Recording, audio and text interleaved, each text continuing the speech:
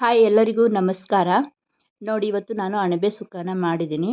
ತುಂಬ ಅಂದರೆ ತುಂಬ ಈಜಿ. ಈ ಥರ ಒಂದ್ಸಲ ಮಾಡಿ ನೋಡಿ. ತುಂಬ ಅಂದರೆ ತುಂಬ ರುಚಿಯಾಗಿರುತ್ತೆ. ಬಿಗಿನರ್ಸ್ ಕೂಡ ತುಂಬ ಈಸಿಯಾಗಿ ಮಾಡ್ಕೋಬೋದು.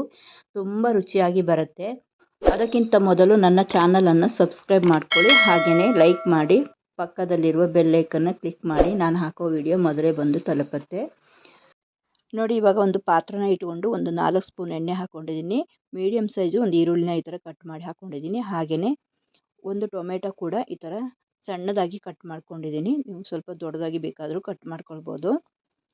ಈ ಥರ ಚೆನ್ನಾಗಿ ಕಲರ್ ಚೇಂಜ್ ಆಗೋವರೆಗೂ ಇದನ್ನು ಹುರ್ಕೊಳ್ಬೇಕು. ಅಣಬೆ ಕೂಡ ನಾನು ಪೇಟೆಯಿಂದ ತಂದಿದ್ದಲ್ಲ.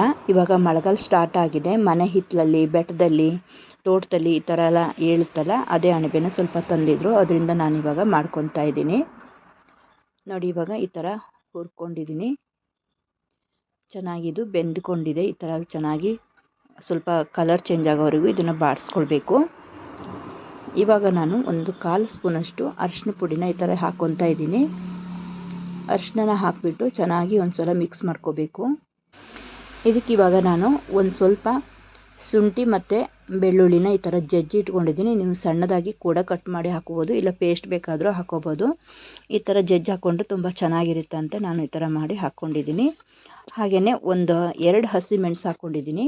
ಹಸಿಮೆಣಸು ಬೇಕಂದರೆ ಹಾಕ್ಕೊಳ್ಳಿ, ಇಲ್ಲಾಂದರೆ ಸ್ಕಿಪ್ ಮಾಡ್ಬೋದು. ನೋಡಿ ಈ ಥರ ಬಾಡಿಸ್ಕೊಂಡು ಒಂದೇ ಒಂದು ಚಮಚದಷ್ಟು ಅಚ್ಚ ಖಾರ ಪುಡಿ ಹಾಕ್ಕೊಂಡಿದ್ದೀನಿ. ಖಾರ ತುಂಬ ಹಾಕೋಬಾರ್ದು.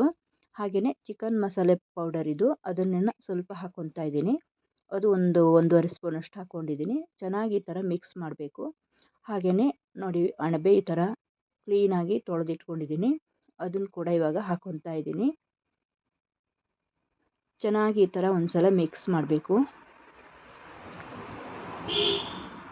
ಈ ಥರ ಚೆನ್ನಾಗಿ ಎಲ್ಲ ಕಡೆನೂ ಹೊಂದ್ಕೊಳ್ಳುವಂಗೆ, ಮಸಾಲೆ ಹೊಂದ್ಕೊಳ್ಳುವಂಗೆ ಮಿಕ್ಸ್ ಮಾಡಿಕೊಂಡು ನಮಗೆ ಎಷ್ಟು ಉಪ್ಪು ಬೇಕೋ ನೋಡಿ ಅಷ್ಟು ಉಪ್ಪು ಹಾಕಬೇಕು. ನಾನು ಅರ್ಧ ಸ್ಪೂನಷ್ಟು ಉಪ್ಪನ್ನು ಹಾಕ್ಕೊಂಡಿದ್ದೀನಿ. ರುಚಿ ನೋಡಿ ಹಾಕ್ಕೊಳ್ಬೇಕು. ಬಾಯಿ ಮುಚ್ಚಿ ನೋಡಿ ಈ ಥರ ಬೇಯಿಸ್ಕೊತಾ ಇದ್ದೀನಿ. ಇವಾಗ ಚೆನ್ನಾಗಿ ಈ ಥರ ಬೆಂದ್ಕೊಂಡಿದೆ. ಒಂಚೂರು ನೀರು ಸೇರಿಸಿಲ್ಲ, ಚೆನ್ನಾಗಿ ಬೆಂದ್ಕೊಂಡಿದೆ. ನೀರೆಲ್ಲ ಬಿಟ್ಕೊಂಡು ನೋಡಿ ಈ ಥರ ಬೆಂದ್ಕೊಂಡಿದೆ. ಇವಾಗ ಇದು ರೆಡಿ ಆಯಿತು. ನಾನು ಗ್ಯಾಸ್ ಆಫ್ ಮಾಡ್ಕೊಂಡಿದ್ದೀನಿ. ಇದು ಎಲ್ಲದರ ಜೊತೆನೂ ತುಂಬ ಚೆನ್ನಾಗಿರುತ್ತೆ. ಸೈಡ್ ಡಿಶ್ ಆಗಿ ಚಪಾತಿ, ದೋಸೆ, ರೊಟ್ಟಿ, ಅನ್ನ ಎಲ್ಲದಕ್ಕೂ ತುಂಬ ಚೆನ್ನಾಗಿ ಹೊಂದ್ಕೊಳ್ಳುತ್ತೆ. ಈ ಥರ ಒಮ್ಮೆ ಮಾಡಿ ನೋಡಿ. ಇದೇ ಥರ ಕಡಿಮೆ ಸಾಮಗ್ರಿ ಬಳಸ್ಕೊಂಡು ರೆಸಿಪಿಗಳನ್ನು ಮಾಡ್ತಾ ಇರ್ತೀನಿ. ನಮ್ಮ ಚಾನಲನ್ನು ಪ್ಲೀಸ್ ಸಬ್ಸ್ಕ್ರೈಬ್ ಮಾಡ್ಕೊಳ್ಳಿ. ಹಾಗೆಯೇ ಲೈಕ್ ಮಾಡಿ, ಶೇರ್ ಮಾಡಿ.